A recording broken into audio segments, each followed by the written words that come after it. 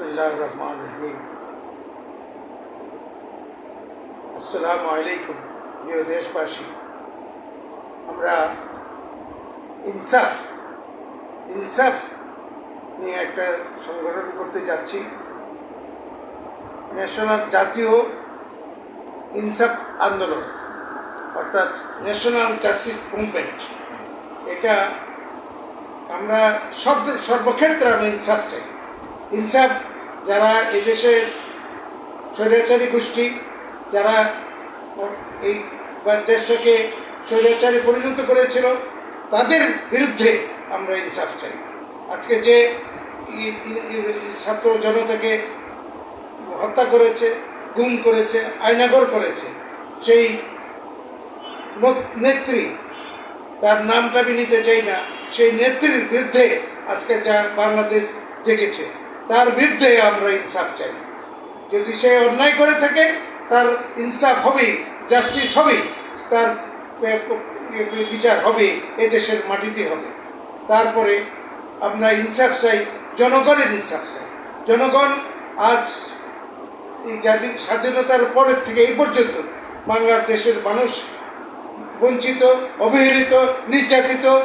বাংলাদেশের শতকরা 80% লোক দরিদ্র সীমায় বাস করে। তাদের ইনসাফ চাই। একটা সুখী সুন্দর বাংলাদেশ গড়ার জন্য আমরা ইনসাফ নিয়ে আগাইতে চাই। ইনসাফই হবে আমাদের আগামী দিনের পদযাত্রা, আমাদের স্লোগান, যে প্রত্যেক মানুষের জন্য আমরা ইনসাফ চাই। কি রাজনীতিক, কি ধর্মীয়, কি বলে অর্থনৈতিক, কি সামাজিক, কি মানে সর্বক্ষেত্রে আমরা ইনসাফ চাই।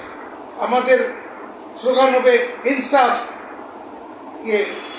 বলে সারা বাংলাদেশে এই স্লোগানটা আমরা ছড়াই দিতে চাই। প্রিয় দেশবাসী, আজকে অত্যন্ত ভারাক্রান্ত মনে আমরা এই কথা বলতে চাচ্ছি যে আজকে যেই স্বৈরাচার পতন হয়েছে, ছাত্র জন অভ্যুত্থানের পরে, এত বড় স্বৈরাচার 16 বছর যে করে দেশে শাসন করছে, শোষণ করছে, অত্যাচার করেছে, তাকে আপনার দেশ থেকে চলে যেতে বাধ্য হয়েছে। সেই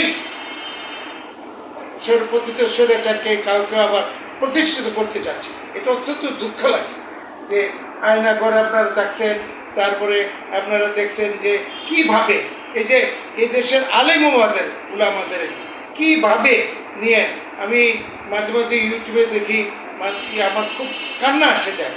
এই যে